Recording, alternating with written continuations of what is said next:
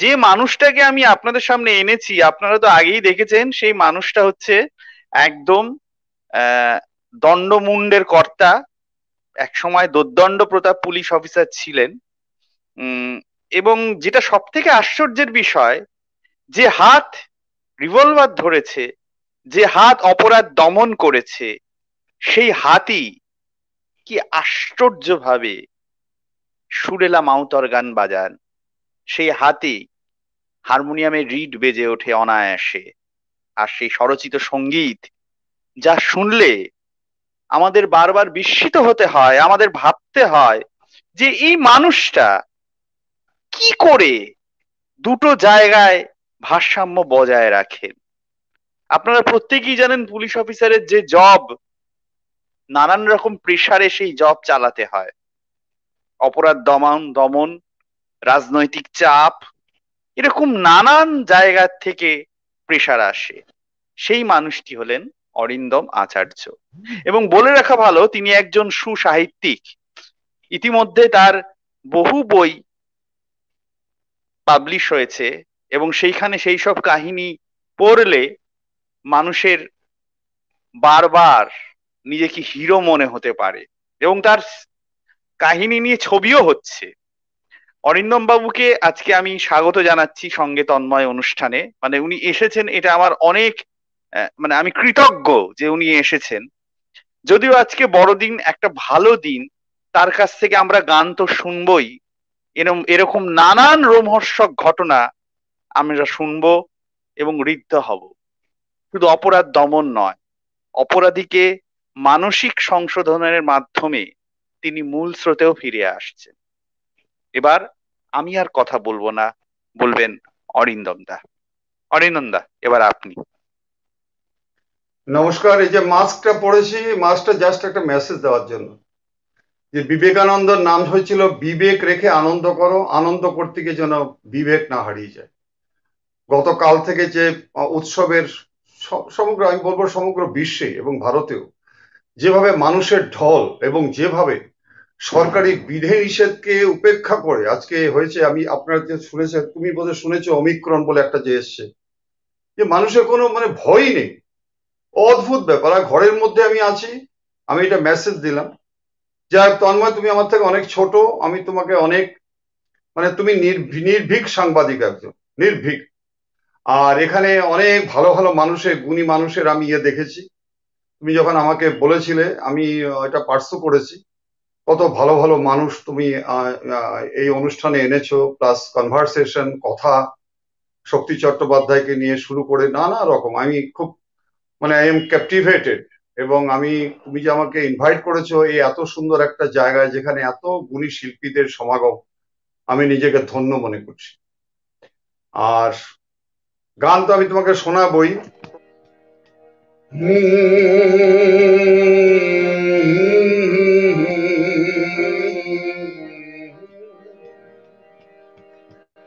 সঙ্গে তন্ময়ের এই আসরে কত শিল্পীকে দেখি, সবাইকে আমার শ্রদ্ধা জানিয়ে মনের ছবিটি আঁকি।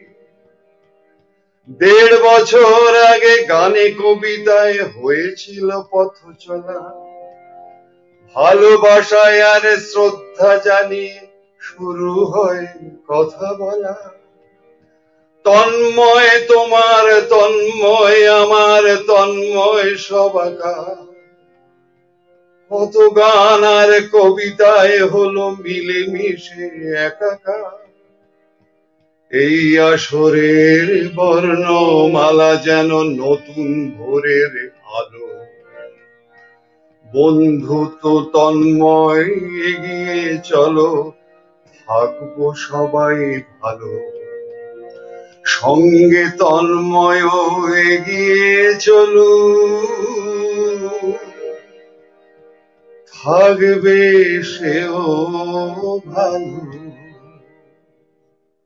আহা, এটা তোমার প্রতি আমার এই ছোট্ট একটা লেখা। বলছি যে মাতর গানটা আমার মা আজ থেকে প্রায় 52 বছর আগে দিয়েছিল। আমি জার্মানি টার্মানি যত জায়গায় গেছি, পৃথিবীর 7টা দেশ ভ্রমণ করে এসেছি, সেখানে কিন্তু আমি এই মাউতার গানটা নিয়ে গেছি। কেন আজকে এই কথাটা বলছি?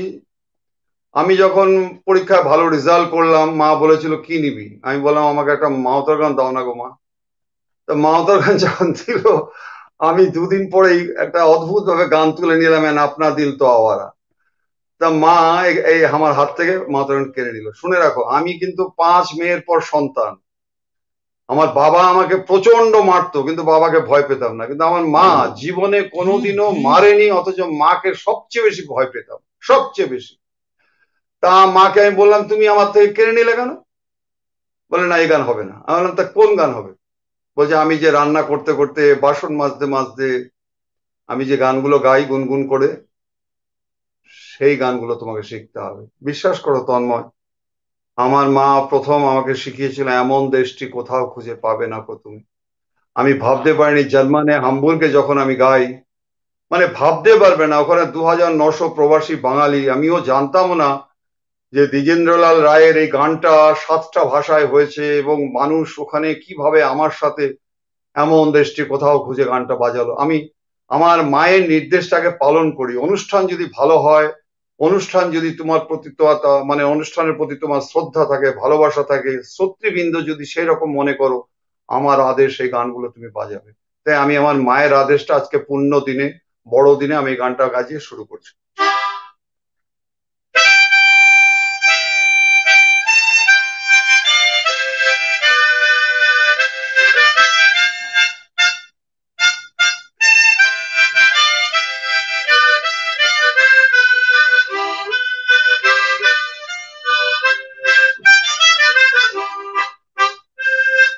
হ্যাঁ।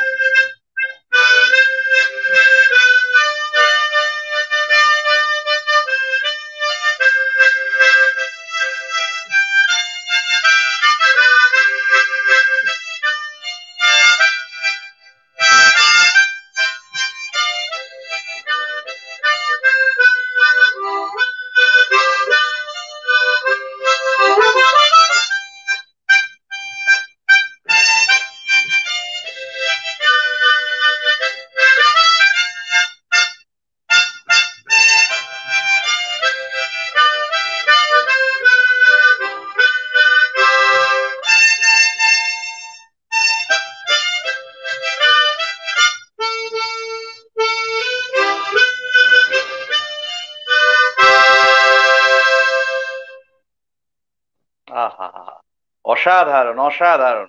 বন্ধুরা, যেই কথাটা বলছি, এই গানটা শুনে, প্রথম যে গানটা অরিন্দম দা গাইলেন, এবং আমার গানটা শুনে, আমি তো গানের মানুষ নই, তাও আমি গানটা শুনে আমি তো আপ্লুত তো হলামই।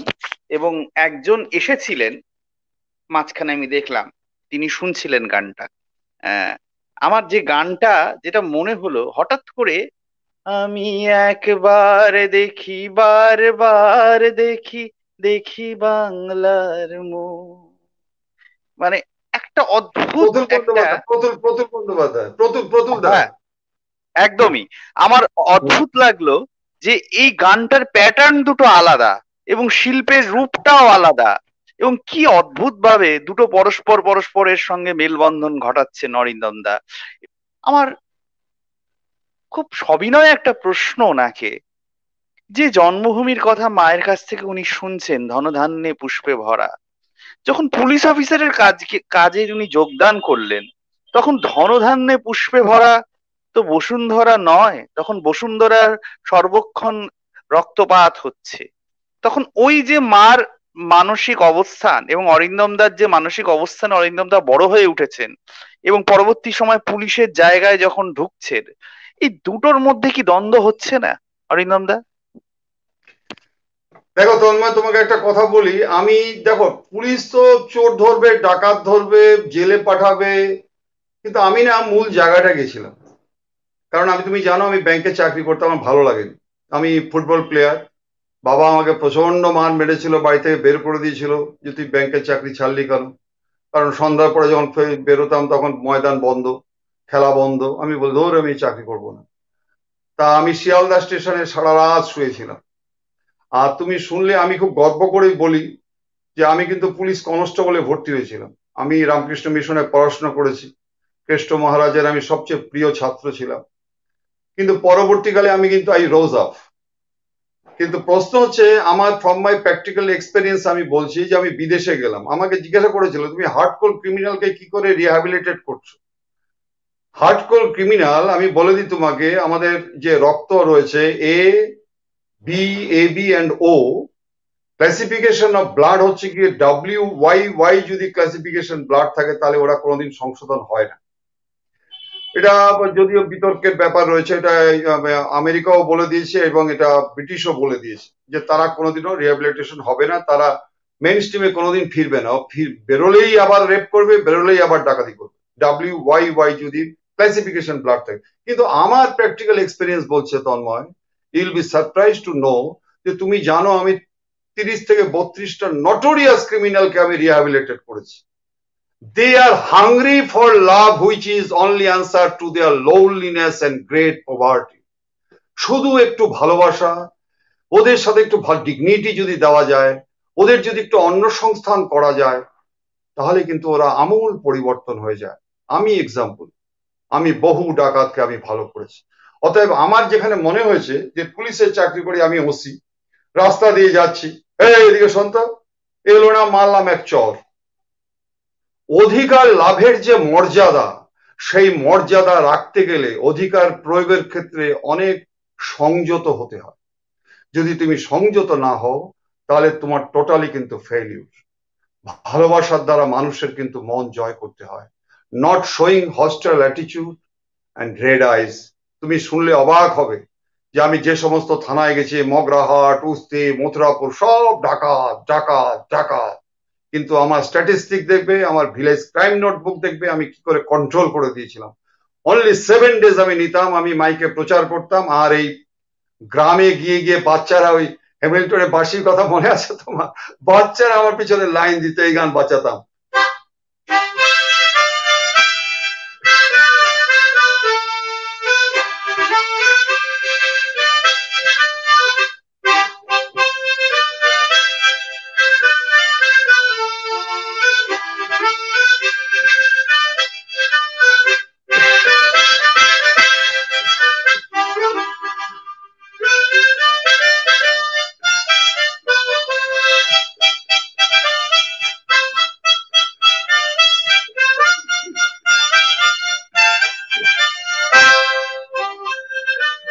এই যে এইভাবে গান বাজাতাম না, সব পিছনে দেখতাম বাচ্চা ছেলে মেয়েরা লাইন দিয়ে, এরা আমাকে অনেক খবর দিয়ে দিত, অনেক খবর দিয়ে দিত। কাকু জানো তো, আমার বাবা না রাত্রে থাকে না। তা স্বাভাবিক কারণে আমি দেখেছি তাদের যদি একটু ভালোবাসা দেওয়া যায়, একটু ডিগনিটি দেওয়া যায়, এদেরকে শেষ করে দিচ্ছে হচ্ছে কি কতিপয় Nexus, Nexus in between politicians and criminals and in action of police. এটা হচ্ছে গিয়ে ভাব সম্প্রসারণের গল্প তোমাকে বলে দিলাম। হ্যাঁ অনিন্দম দা, আমি তো গান তো শুনবোই, তার আগে একটা ইন্টারেস্টিং জায়গায় খুব চলে এসেছি আমরা। সেটা হচ্ছে একদিকে আপনি বলছেন রক্তটা একটা ফ্যাক্টর, গবেষণায় যেটা উঠে আসছে, যেটা আপনি বলছেন, আবার পাশাপাশি আপনি বলছেন যে ভালোবাসা, ভালোবাসায় কি না বদলায়, সবই বদলায়। তাহলে এই যে ভালোবাসা, এবং আমরা এই আপনার কাছে এই তথ্যটা পেয়ে আমি শিহরিত হলাম যে এই রক্তের গ্রুপটা থাকলে তারা কোনোদিন বদলায় না, যেটা আপনি বলছেন। এই যে বদলাচ্ছে না, তারপরে একটা ভালোবাসার মানে ফল্গু ধারা যখন বয়ে যাচ্ছে, তখন অদ্ভুত ভাবে তারা বদলে যাচ্ছে। তাহলে কি আমরা বিজ্ঞানের কাছে ফিরে যাব, নাকি আমরা ভালোবাসার দিকে যাব? দেখো তন্ময়, আমি তোমাকে বলি, বহু মানুষ জানে না, বহু মানুষ জানে না। যে কোনো মানুষ বলবে যে রক্তের হচ্ছে 4টে group, A B, A B and O. কিন্তু classification of blood W Y Y কেন বলছি, আমি একটা আর্টিকেল পড়েছিলাম, আমি যখন বিদেশে যাই লন্ডনে, ব্রিস্টল ইউনিভার্সিটিতে যখন আলোচনা হয়, নানা রকম আলোচনা হচ্ছিল সেখানে, এবং ইউএসএ তো বলছে যে এই যে ডাব্লিউ ওয়াই ওয়াই ব্লাডটা বলছে, এটা হচ্ছে গিয়ে শ্বেতাঙ্গরা আজকে নিগ্রোদের অপমান করার জন্য বলছে। ভালো মানে পয়েন্টটা শুনে নাও, এরা যেটা সার্কুলেট করেছে, এই সার্কুলেটটা করেছে হচ্ছে গিয়ে শ্বেতাঙ্গদের অপমান করার জন্য। আচ্ছা, ডক্টর অভিজিৎ চৌধুরী আমাকে খুব ভালোবাসেন, তুমি জানো, লিভার ফাউন্ডেশনের ডাইরেক্টর। অত বড় একজন ডাইরেক্টর, পৃথিবীর ম্যাক্সিমাম ভারতের বাইরেই উনি থাকেন, আমাকে খুব স্নেহ করেন। আমি যে স্কুলটা করেছি উনি অনেকবার আমার স্কুলে এসেছেন। তো উনি আমাকে বলেছিলেন যে অরিন্দম, জানো তো তুমি যে এই যে টিভিতে কদিন আগে বললে WYY, মানে আমি একটা বক্তব্য রেখেছিলাম যে হার্ডকোর ক্রিমিনালকে যখন কোর্টে পাঠানো হবে তাদের ক্লাসিফিকেশন ব্লাডটা দেখাও, যদি WYY হয় তাহলে সেভাবে তাদের ট্রিটমেন্ট করা হোক, মনোবিদকে দিয়ে দেখানো হোক। এটা নিয়ে অনেক বিতর্ক হয়। তা আমাকে অভিজিৎ দা বলেছিল, অরিন্দম জানো WYY যেটা তুমি বলছো এটা ঠিকই, এটা তারা অ্যানাউন্সমেন্ট করেছে, কিন্তু আমারও মনে হয় এটা হচ্ছে প্রতিহিংসা চরিতার্থ করার জন্য। এটা এটা নিয়ে বিতর্ক আছে। আমি কি করে চেঞ্জ করলাম? আমি এত বড় সেরা বলে যে ডাকাত, সে বুদ্ধদেব বাবু ছুটে গেলেন, সেই ডাকাতকে ধরে আমি কিভাবে রিহ্যাবিলিটেট করলাম এবং সুস্থ হওয়ার পর তাকে গুলি করলো, আমি সে কোচবিহার থেকে ছুটে এলাম কি করে? আমার যেটা মাই পার্সোনাল এক্সপেরিয়েন্স, আমার মাই অপিনিয়ন, যে they are hungry for love which is only answer to their loneliness and great poverty. It's my personal opinion. অতএব এটা বিতর্ক থাকুক, তুমি আমায় ডাকো, ভালো ভালো মানুষ থাকুক, আমি এটা আলোচনা করতে চাই। বাহ, এটা একটা নতুন বিষয় আমরা জানতে পারলাম, যে বিজ্ঞান এবং ভাববাদের একটা দ্বন্দ্ব আমরা জানতে পারছি অরিন্দম দার কথায়। এটা একদম সম্পূর্ণ নতুন তথ্য বন্ধুরা। আহ এবার অরিন্দম দা, যে আপনি তো গান, এত ভালো গান, নিজে গান রচনা করেন, যখন এই যে মনটা, এই যারা গান রচনা করেন, যারা নাকি কবিতা লেখেন, আমরা ধরেই নি তারা একটু সেনসিটিভ হন এবং তাদের আবেগটা অনেক বেশি থাকে, কিন্তু সেই আবেগকে আপনি সেইভাবে প্রাধান্য দিলেন না, একদম hard core rough and tough police officer হয়ে গেলেন। সে তো আপনার কাহিনী তো মুখে মুখে শোনা যায় যে সেই রাফ অ্যান্ড টাফ। আপনি কেন আপনার মায়ের দেখানো পথ, সেই পথে কেন গেলেন না? কেন পুলিশ অফিসার হলেন? দেখো তন্ময়, আমি যখন পুলিশের চাকরিটা মা কেঁদে দিয়েছিল যে বাবারে তুই যাস না। হলো কেন মা? ওই পুলিশকে লোকে খুব ঘৃণা করে, ভালো বলে না। আমি বললাম কেন? বলেছিল মদ খায়, মানুষের সাথে দুর্ব্যবহার করে। তা আমি বলেছিলাম মা তোমাকে আজকে আমি কথা দিচ্ছি, আমি জীবনে পান বিড়ি সিগারেট ড্রিঙ্ক তো ছেড়ে দাও, আমি জীবনে টাচ করবো না। আজও তন্ময় আমি তোমাকে বলি, তুমি খোঁজ নিও থানাগুলোতে, আমি চা খাই না, পান খাই না, বিড়ি খাই না, সিগারেট খাই না। এই যে লন্ডন থেকে শুরু করে কতগুলো দেশ ঘুরে এলাম, আমাকে কোনোদিনও কেউ ড্রিঙ্ক, এবং আমি এটাও বলেছিলাম যদি সেকেন্ড বার অফার করো তাহলে কিন্তু আমি আপনার এখানে থাকবো না। আমি আমার মার, এই যে দেখো আমার এখানে আমার, আমি কি বলবো, আমার তো এখন এই চোখ দিয়ে জল এসে যাবে, আমার গানটাই তুমি বন্ধ করে, এই আমার মা, আমার বাবা, আমি পৃথিবীর কাউকে মানি না। আমি হচ্ছে বাড়িতে যে আমি মন্দির প্রতিষ্ঠা করেছি, সেই মন্দিরটা কিন্তু মা, বাবা এবং মাঝখানে নেতাজি সুভাষচন্দ্র বোস। আমি বিশ্বাস করি ঈশ্বর উপদেষ্টা নয়, ঈশ্বর হচ্ছে দৃষ্টান্ত। অতএব দৃষ্টান্ত Netaji Subhaschandra Bose. It is an irony of fate, it is disgraceful, it is painful, it is shameful যে লন্ডনে ব্রিস্টল ইউনিভার্সিটিতে যখন আমাদের ইন্টারাক্ট হচ্ছিল, আফ্রিকার একটি ছেলে বলেছিল to believe that Indian father of Indian হচ্ছে গিয়ে নেশন হচ্ছে গিয়ে Mahatma Gandhi, but you should remember, you should declare that Netaji Subhaschandra Bose is the father of Indian revolution. কি লজ্জা লাগে আমাদের, কি লজ্জা লাগে। মানে আমি না মাথা নত করে রেখেছিলাম যে একটা ব্রিস্টল ইউনিভার্সিটি স্টুডেন্টরা আমাকে বলছে হোয়াই নট, তোমরা এটা স্প্রেড আউট করছো না কেন, যে Netaji Subhaschandra Bose is the father of Indian revolution, এবং নেতাজি সুভাষচন্দ্র বোস যদি না থাকতো ভারত কোনোদিন স্বাধীন হতো না, এটা স্প্রেড আউট করছো না কেন তোমরা? অতএব আমি, তুমি জানবে যে আমি সমস্ত জায়গায়, আমি পূর্ববিদিক থেকে শুরু করে বিভিন্ন জায়গায় মানুষের সাথে আমি মিশেছি, এবং আমি দিল্লিতে গেছি, আমি কাশ্মীরে গেছি, নেতাজি সুভাষচন্দ্র বোসের যে চিন্তা ভাবনা 18/8/1945, এটা কত বড় মিথ্যে কথা। যাই হোক, এই হচ্ছে ঘটনা। অতএব স্বাভাবিক কারণে আমি আমার মা, এই যে আমার প্রায় 8 থেকে 9 হাজার চিঠি, এই যে আমাকে নিয়ে এত বই লেখা, আমার গল্পগুলো নিয়ে লেখা, আমাকে মহাশয়দি বলেছিল, সঞ্জীব দা বলেছিল অরিন্দম এই ঘটনাগুলো তুমি লেখো লেখো লেখো, সুনীল গঙ্গোপাধ্যায় লেখো, ছেড়ো না, এগুলো লেখো। কিন্তু এই যে তুমি দেখো রূপাদি আজকে দেব সাহিত্য কুটির থেকে আমার থেকে নিজে বলেছে আপনি লিখুন। আজকে শুক্তারা, আমার মা শুক্তারা কিনে দিত, কি থার্ড এডিশন চলছে পুলিশ কাপ। ত্রিদীপ চট্টোপাধ্যায় আমাকে নিয়ে 42টা ঘটনা লিখলো হচ্ছে গিয়ে মৃত্যুহীন সত্য, ইয়ে থেকে তোমার ওই ওটা বলে পত্র ভারতী থেকে, আরো অনেক অনেক ইয়ে বেরিয়েছে, থানা থেকে বলছি থেকে শুরু করে। এগুলো আমার মা যদি আজকে বেঁচে থাকতো না তন্ময়, আমি না বলতে গিয়ে চোখ দিয়ে জল এসে যায় যে আমার মা দেখে যেতে পারলো না যে আমি যখন রাস্তা দিয়ে যাই মানুষ আমার থেকে অটোগ্রাফ নেয়। আমার মা এগুলো দেখে যেতে পারলো না। এই এই আফসোস আমার একেবারে বুক ফেটে যায়। যাক, আমি এখন চোখ দিয়ে জল এসে যাবে, তুমি অন্য গল্পে আসো। আমি আগে নেতাজিকে নিয়ে যে গানটা আমি লিখেছি, যে গানটা সুর দিয়েছি, আমি সেই গানটা তোমাদের শোনাচ্ছি, দর্শক বিন্দুদের শোনাচ্ছি। বীর নেতাজি তোমায় জানাই লক্ষ কোটি প্রণাম। বীর নেতাজি তোমায় জানাই লক্ষ কোটি প্রণাম। তোমার স্বপ্ন তোমার নাম, তোমার স্বপ্ন তোমার নাম, ভারতবাসী শপথ নিলাম। বীর নেতাজি তোমায় জানাই লক্ষ কোটি প্রণাম।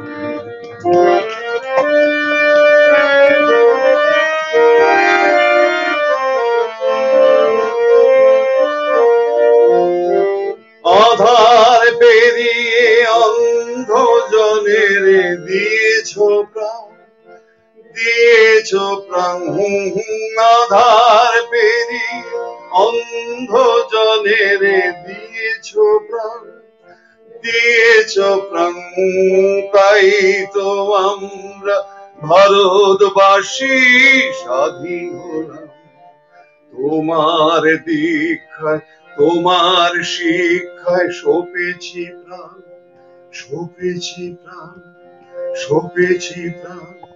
রক্তে লেখা নেতাজি সুভাষ, রক্তে লেখা নেতাজি সুভাষ, ভারতবাসী শপথ নিলাম। বীর নেতাজি তোমায় জানাই লক্ষ কোটি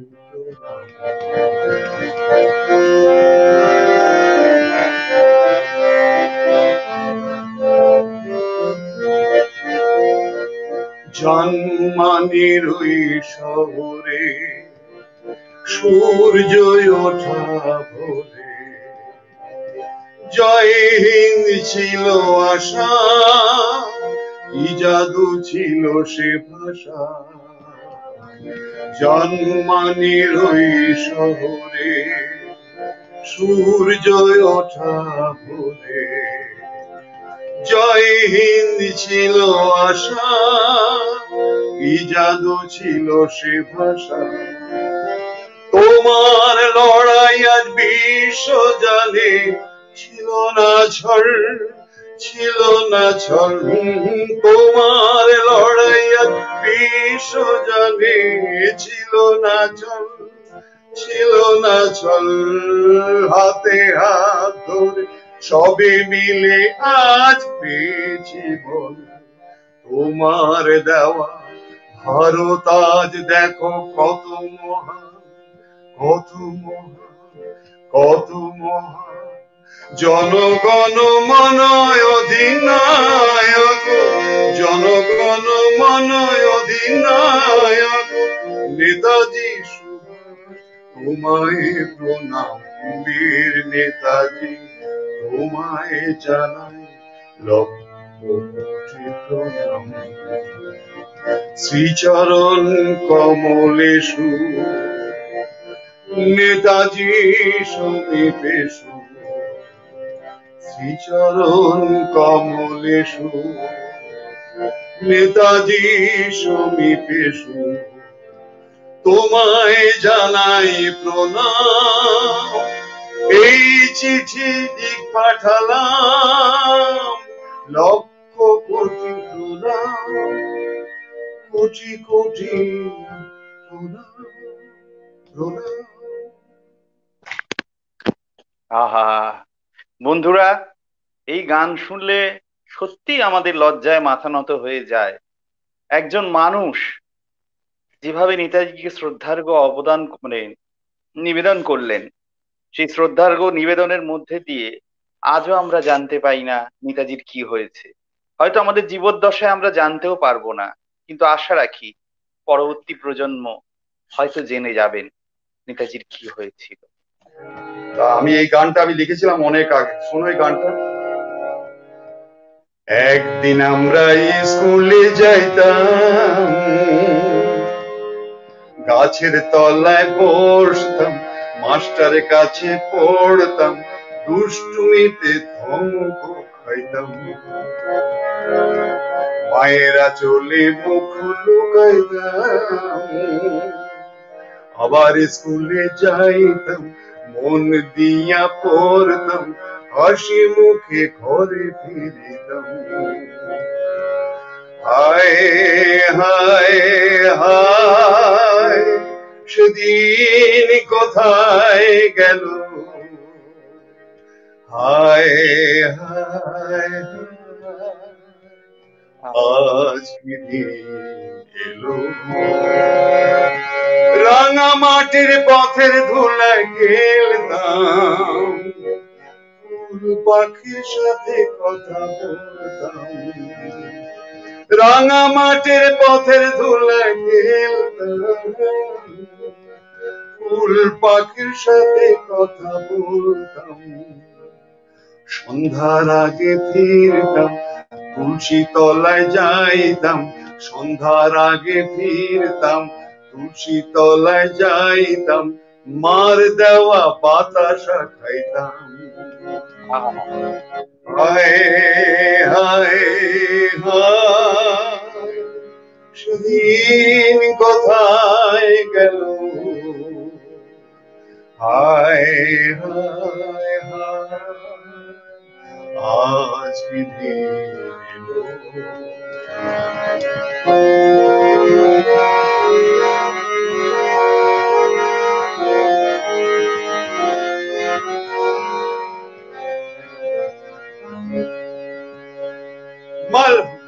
মালাল পেড়ে শাড়ি পরতো,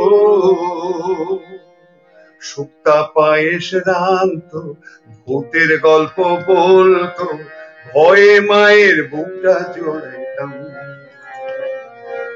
মালাল পেড়ে শাড়ি পরতো,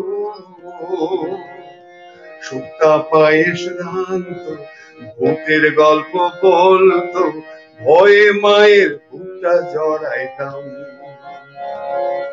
সব গেল মাকে যেদিন হারাইলাম, কত জনে রে সব কথা কইতাম।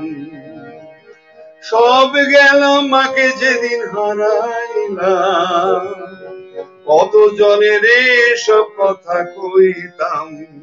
হায় মারে যদি পাইতাম, কত না নালিশ করতাম, মারে যদি পাইতাম, কত না নালিশ করতাম, মারা চলে বুকটা জুড়াইতাম।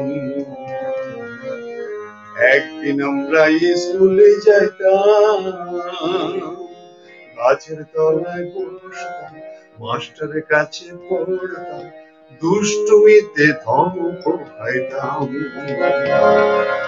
হায় হায় হায়, সেদিন কোথায় গেল, হায় হায় আজ কি দিন এলো। বন্ধুরা, আমার কথা সব হারিয়ে যাচ্ছে, সত্যি বলছি আমার কথা হারিয়ে যাচ্ছে। আর আমি বারবার ভাবছি যে দুটো জগৎ মানুষটা ডান হাত এবং বাঁ হাতে নিয়ে কি করে চলতো। আচ্ছা অরিন্দম দা, আপনি তো নির্ভীকভাবে পুলিশে কাজ করতেন, এবার পুলিশে কাজ করছেন, সেই সময় অপরাধী দমন করছেন, অপরাধ দমন করছেন, এই যে রাজনৈতিক যে একটা ইনফ্লুয়েন্স, রাজনীতির কথা যে আমাদের কাছে এলো, রাজনৈতিক ইনফ্লুয়েন্স কখনো আপনার কাজে প্রতিবন্ধক হয়ে দাঁড়িয়েছে? সুপ্ত হৃদয়ে চমকি জাগিয়া মিটিল আমার আশা, ভুলব না বন্ধু তোমাদের এই সুন্দর ভালোবাসা। দিনরাত আমরা পরিশ্রম করি ভোলাতে তোমাদের দুঃখ, বিশ্বাস করো নিজেরই ঘরে নেই যে মোদের সুখ। আমরা পুলিশ, আমাদের নেই যে কোনো নালিশ। তোমার জন্য আমার জন্য চিন্তা করে মরছে যারা, তাদেরই কিছুর গুপ্ত পকেট আজ ধনধান্যে পুষ্পে ভরা। দুঃখ যেখানে অনেক গভীরে তন্ময়, দুঃখ যেখানে অনেক গভীরে, সান্ত্বনা সেখানে তলিয়ে যায়। স্মৃতি যে কি বেদনাময়, যা বুকে শুধু বেজেই যায়। কেন আজকে কথা বলছি? যে সমস্ত অফিসার ইনচার্জ যখন ট্রান্সফার হয়ে ওসি চার্জ নেয়, যদি ট্রাকে করে মাল নিয়ে যায়, তাহলে জানবে সেই জনগণের কপালে দুঃখ আছে। কারণ তাকে রাজনৈতিক যারা আছে তাদেরকে আজকে নির্দেশে কাজ করতে হবে। আমি ছোট্ট বেডিং নিয়ে যেতাম। একটা কথা মনে রাখবে চল, যারা রাজনৈতিক নেতৃবৃন্দ অনেক ভালো আছে, সবাই তো খারাপ নয়, আবার পুলিশের মধ্যে সবাই খারাপ নয়, অনেক ভালো আছে। কিন্তু তোমাকে একটা জিনিস ভাবতে হবে যে এই যে পুলিশকে যে এত, who will police the police, who is the police the police. আমরা যখন পুলিশের চাকরি নিয়েছি, আমাদের মেইন ছিল হাউ টু, মানে prevention and detection of crime. কিন্তু পরবর্তীকালে আমরা জেনেছি they are the guardian of the liberty and rights of the individuals. রাজনৈতিক নেতৃবৃন্দ 5 বছরের জন্য ইলেক্টেড, আর আমরা 60 বছর চাকরি করব। তুমি কোথায় পাঠাবে আমাকে? আমার ট্রান্সফার দেখো কত জায়গায়, আমি ওসি থাকবো কেন? আমি কোচবিহারে গেছি, অ্যান্টি টেররিস্ট সেলের চার্জে ছিলাম। আজও কোচবিহারের পিছনে দেখো আমি ড্রাগ ছেলেদের নিয়ে একটা স্কুল তৈরি করে দিয়ে এসেছি। যেখানে যাবো আমি কাজ করব, সাধারণ মানুষের আশীর্বাদ পাবো। দুটো জিনিস তোমায় মাথা রাখতে হবে। থানায় জয়েন করেছো সেটা কি ব্যবসা বাণিজ্য করার জন্য, না মানুষের আশীর্বাদ পাওয়ার জন্য? যদি ভালো কাজ করো, তুমি চলে আসার পরে তারা হাউ হাউ করে কাঁদবে, প্রাণ ভরে তোমাকে আশীর্বাদ দেবে। এই যে তোমাকে আজকে আমি দেখাতে পাচ্ছি না, আমার সারা শরীরে বোম, গুলি, কিন্তু আমি ডোন্ট কেয়ার, আমি কাজ করব। অতএব স্বাভাবিক কারণে আমি ওসব পাত্তা দেই না। আমি কাউকে পাত্তা দেইনি, কারণ ট্রান্সফার করবে, আমি 60 বছর চাকরি করবো। অতএব আমি কেন ওসি থাকবো? কেন আমি ভালো পোস্টিং থাকবো? কেন আমি ওসি হলেই টাকা কামাবো? নেভার, হতে পারে না। মহৎ সাতটা জুয়ো, status of the complainant against police officer maximum মহৎ সাতটা জুয়ো লড়াতে করে। তা আমি, তুমি দেখো, যাও না মগরাট, যাও অস্তি যাও। এই যে আজকে 20 বছর চলে এসেছি বাসন্তী থেকে, বাসন্তী থেকে আজও দেখো আমাকে গৃহপ্রবেশে ইনভাইট করে। অতএব এটা অনেক পুলিশ অফিসার আছে, আমরা তো দেখে দেখে কাজ শিখেছি।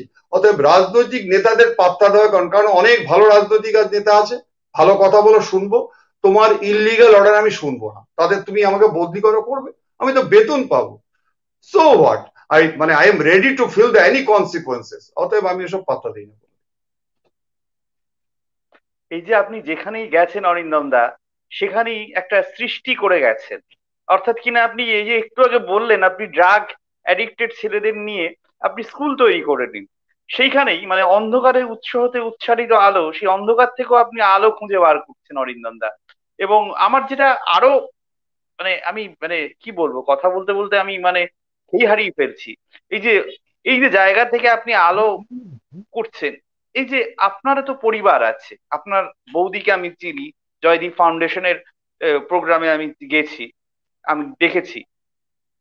এই যে সে তো একজন বৌদি স্ত্রী, কিন্তু পারিবারিক জায়গা থেকে তো নানান রকম প্রেশার আসে। তোর কি দরকার ভাই, তুই আর 5 জন যেরকম আছে তুই একটু মানে এই করে চল না, কি দরকার তোকে, আমি বিয়ে করতে বলছি না, মানে কম্প্রোমাইজ করতে বলছি না, কিন্তু একদম স্রোতের বিপরীতে তুই কেন যাচ্ছিস?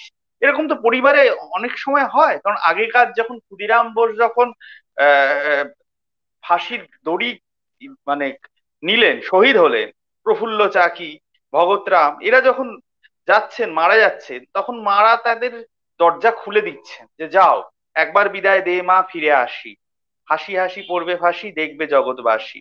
হ্যাঁ, এই যে তারা তো খুলে দিচ্ছে। এখনকার যে সিচুয়েশন, তারা এইখান থেকে ওইখানে গেলে ছেলে ঠিক করে ফিরবে তো ঘরে?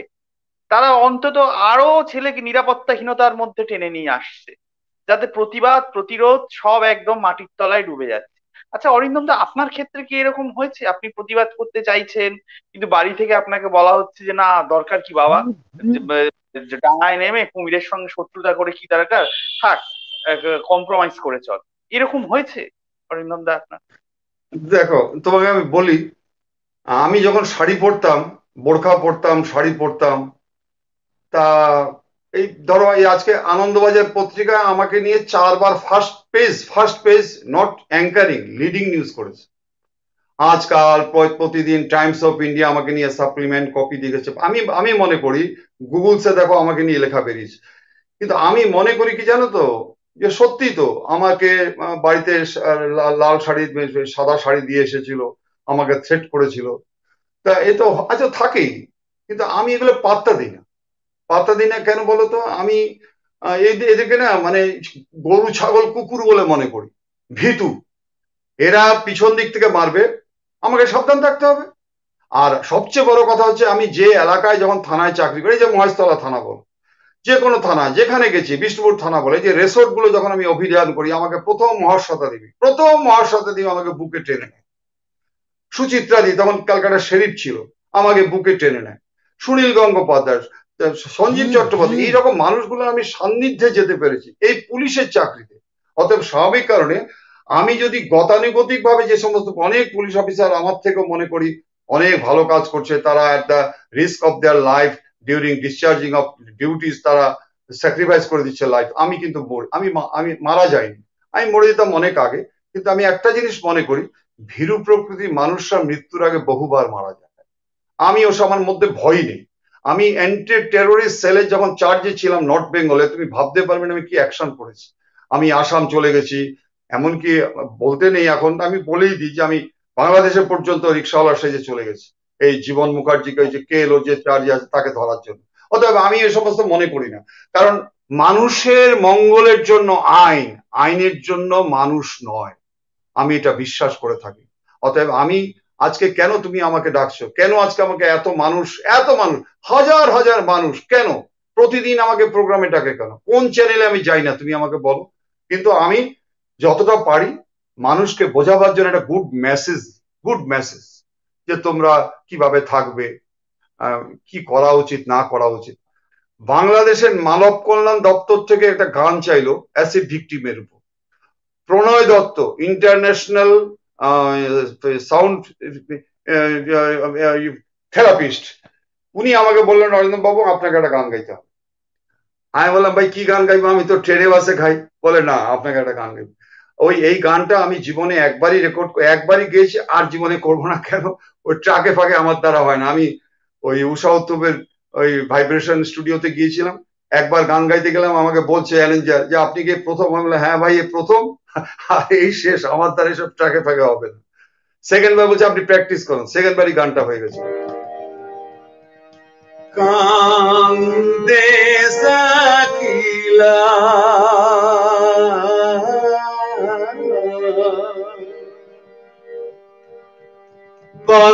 বালুয়ান্দে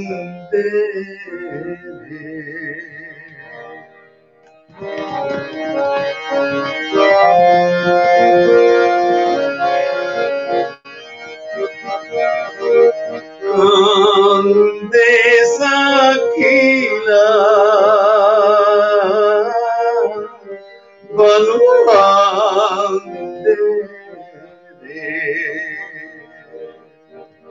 অ্যাসিড মারছে প্রতিবেশী, প্রতিহিংসা নিয়া, হায় রে গ্রামের মাইয়া উইড়া মরল।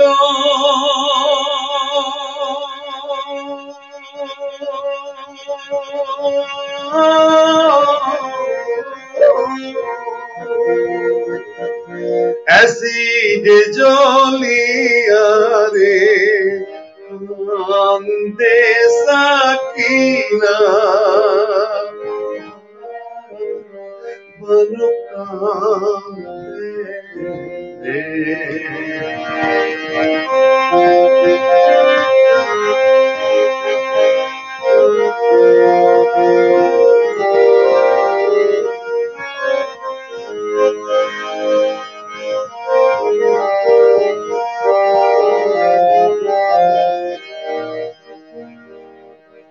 আল্লাহ তাআলার দরবারে কি সঠিক বিচার নাই, হায় রে ঘরের মাইয়া জইলা মরল।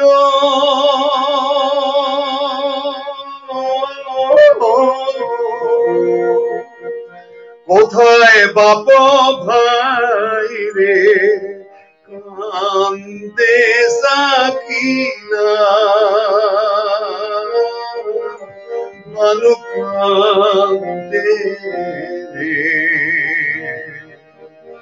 দেশে দেশে কালে কালে অন্য হইল নারী, অত্যাচারী দুঃশাসনে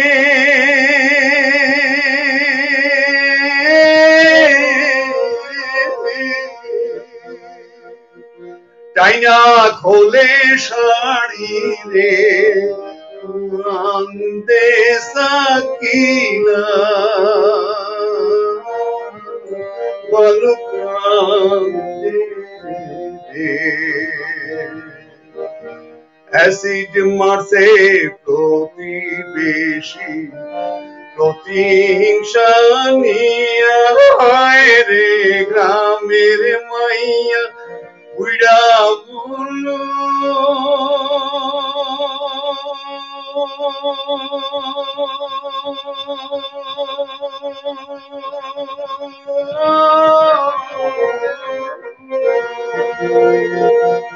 অ্যাসিডে জ্বলিয়া রে কান্দে সাকিনা,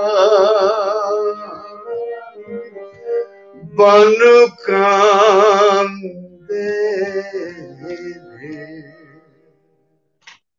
আহা, অসাধারণ অসাধারণ, একদম ভেতর থেকে গানগুলো উঠে আসছে। বন্ধুরা, এই গান কখনো শুধুমাত্র রেওয়াজে সম্ভব না। এই গানের জন্য প্রয়োজন যেটা, সেটা হচ্ছে হৃদয়, বোধ, চেতনা, এগুলোর প্রয়োজন। অরিন্দম দার মধ্যে এই জিনিসটা আছে বলেই অরিন্দম দা অপরাধীর মধ্যে থেকেও সৃজনশীলতাকে খুঁজে বার করে। আমি 200-র উপরে এনজিওর সাথে যুক্ত। আমি এভরিডে আমার প্রোগ্রাম থাকে এবং আমি অল ইন্ডিয়া লিগাল এড ফোরামে আমি কিন্তু 4টি ডিস্ট্রিক্টে চার্জে আছি। অতএব স্বাভাবিক কারণে যে আমার মানে প্রতিটা দিন কিন্তু আমি প্রচন্ড ব্যস্ততার মধ্যে আমার কাটে, প্রতিটা দিন মানে আমি চাকরি ছাড়ার পরে এখন কিন্তু বেশি ব্যস্ত।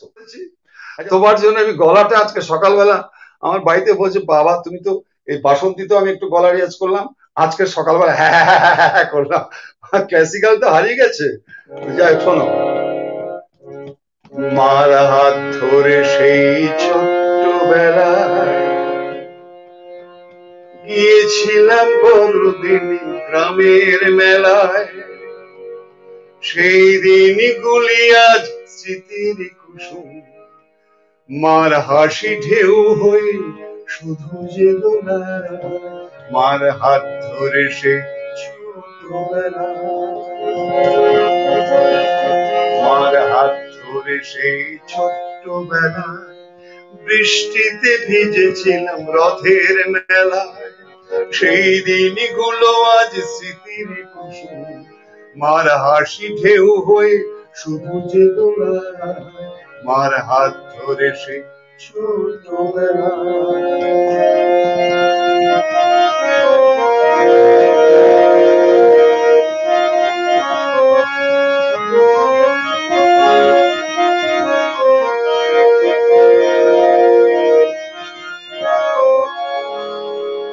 সময় যে থেমে না কোথাও, স্মৃতিরাই টানে পিছু টান, সুখ আর দুঃখের স্মৃতি,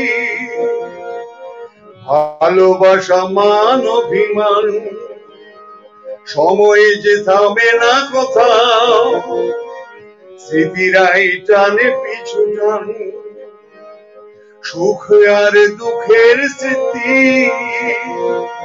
ভালোবাসা মান অভিমান, ভোলার মতন যদি থাকলো কিছু, জীবন তো তার কথা ঠিকই ভুলে যায়, মার হাত ধরে সেই ছোট্টবেলায় গিয়েছিলাম বড়দিন গ্রামের মেলায়, সেই দিনগুলি আজ স্মৃতির কুসুম, মার হাসি ঢেউ হয়ে শুধু যে দোলায়, মার হাত ধরে সেই ছোটবেলা।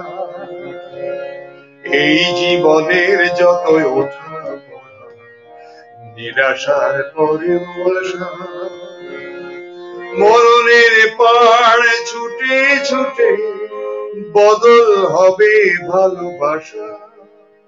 এই জীবনের যতই ওঠা পড়া, নিরাশার পরেও আশা। মরণের পাড় ছুটে ছুটে বদল হবে ভালোবাসা।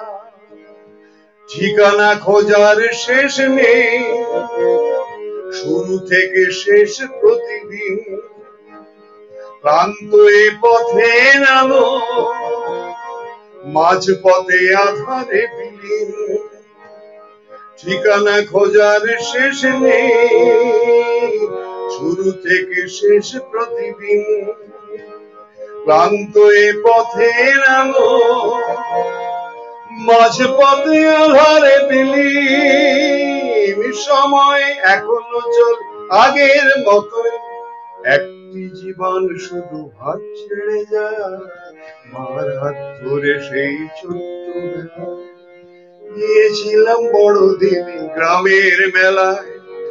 সেই দিনগুলো আজ স্মৃতির কুসুম, মার হাসি ঢেউ হয়ে শুধু যে দোলা। মার হাত ধরে সে ছোট্টবেলা। আহা, আপনি এই যে এখনকার সময় সমাজ, এই সময় সমাজকে আপনি কি বলতে চান? কিভাবে এই সময় সমাজকে প্রতি বার্তা দিতে চান আপনি? আমি মনে করি যেটা আমাদের খুব দুর্ভাগ্য, যে নব প্রজন্মের যারা ছেলে মেয়ে স্টুডেন্টরা পড়াশোনা করছে, তাদের মা বাবাদের বলি, আপনারা আমাদের যারা নেতাজি সুভাষচন্দ্র বোস থেকে শুরু করে বিনয় বাদল দীনেশ থেকে শুরু করে তাদের জীবনী পড়ান। খুব দুর্ভাগ্য যে স্বামী বিবেকানন্দ সম্পর্কে কিচ্ছু জানে না, কিচ্ছু না। তুমি অমিতাভ বচ্চন সম্পর্কে বলো, ঐশ্বর্য রায় বলো, তার হিস্ট্রি, তার বাবা ঠাকুরদাদা সব বলে দেবে, কিন্তু স্বামী বিবেকানন্দ জানে না, নেতাজি সুভাষচন্দ্র বোস জানে না। এই যে আমি বাসন্তীতে গিয়েছিলাম, একটা মেয়েকে জিজ্ঞাসা করেছিলাম যে তুমি বলো তো জয় হিন্দ কথাটা কার। আমরা বলে বলে তৈরি করেছি, বলে জয় হিন্দ হচ্ছে কি, অনেকে জানে যে জয় হিন্দ নেতাজি সুভাষচন্দ্র বোস। নেতাজি সুভাষচন্দ্র বোস ঠিকই, কিন্তু এতে মানে মানে আবিদ হাসান একটা বিরাট রোল আছে, বিরাট রোল। এবং অবশ্যই নেতাজি সুভাষচন্দ্র বোসের। তারপরে ধরো তুমি বলো বনের বনের পৃথিবীর অলংকার কাকে বলে। তুমি যাও আমি তো সেন্ট লরেন্স স্কুলে যাই, তো জিজ্ঞাসা করো, একটা যদি বলতে পারে বনের মানে আমাদের পৃথিবীর অলংকার হচ্ছে কি গাছ।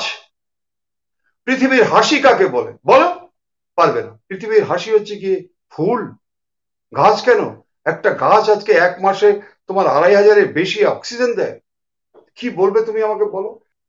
ওই জন্যই আমি বলি যে তোমাকে যদি আজকে জীবনের উন্নতি, আরেকটা জিনিস বলি মেয়েদেরকে, বিশেষ করে আমার বোন ভাইদের যারা আছেন বলি, যে আপনারা নিরাশায় ভোগেন, মনে রাখবেন একটি মেয়ে যে পা ভালো করে হাঁটতে পারে না, সেও যখন এভারেস্টের চূড়ায় উঠে বন্দে মাতরম জয় হিন্দ কথাটা বলে ন্যাশনাল ফ্ল্যাগটা পোতে না, সেই মেয়েটার পায়ের তলায় কিন্তু সেই এভারেস্ট মানে আজকে আমাদের সবচেয়ে যে ভয়ঙ্কর শৃঙ্গ হিমালয়, তার ওটা কিন্তু তার পায়ের তলায় থাকে।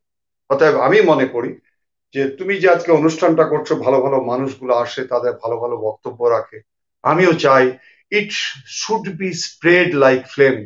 আমাদের মনে রাখতে হবে আমাদের বাড়ি হচ্ছে গিয়ে 28, স্টেট হচ্ছে 28টা, আর হচ্ছে গিয়ে 8টা হচ্ছে কেন্দ্রশাসিত অঞ্চল, তার মানে হচ্ছে গিয়ে 36টা, আমার 26টা। যদি আজকে বাড়িটাই ভেঙে পড়ে তাহলে আমার ঘরগুলোর অস্তিত্ব থাকবে না।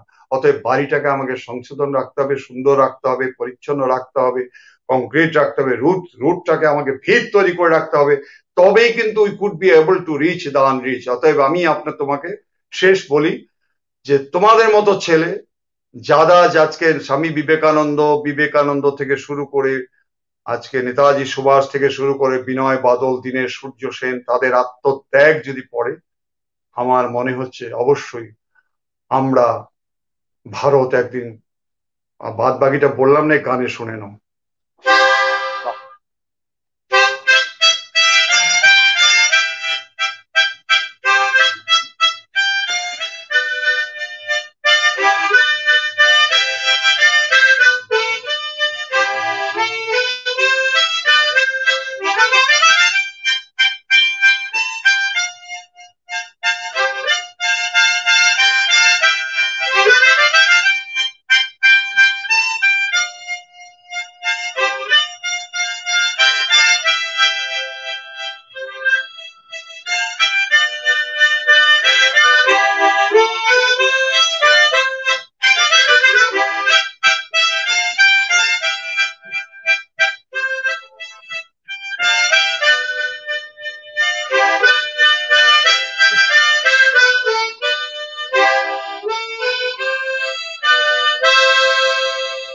বলো বলো বলো সবে শত বিনা বেনু রবে, ভারত আবার জগত সভায় শ্রেষ্ঠ আসন লবে।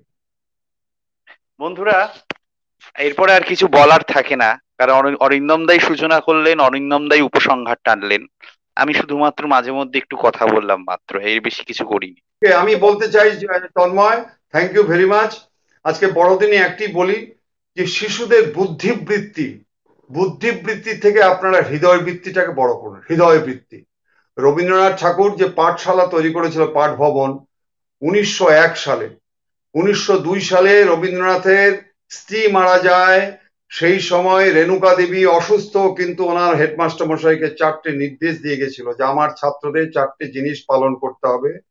একটা হচ্ছে কি মনুষ্যত্ব বোধ, আরেকটা হচ্ছে শারীরিক এবং মানসিক বিকাশ, আরেকটা হচ্ছে কি গুরুর প্রতি শ্রদ্ধা, ভক্তি, তিতিক্ষা, আরেকটা বলেছিল মনুষ্যত্ব বোধ। আজকে ত্রাস সন্ত্রাস ঘটনা, চুরি ছিনতাই, মাতাল, সুপরিকল্পিত ডাকাতি, বধূ নির্যাতন, নারী নির্যাতন, স্বামী নির্যাতন, স্ত্রী নির্যাতন, শিশু নির্যাতন, অসহায় মায়ের চিৎকার, শিশুর হাহাকার। কারণ হচ্ছে গিয়ে আমরা বুদ্ধিবৃত্তিতে এগিয়ে যাচ্ছে, হৃদয় বৃত্তি আমাদের কিচ্ছু নেই। নমস্কার, সবাই ভালো থাকুন। ভালো থাকবেন।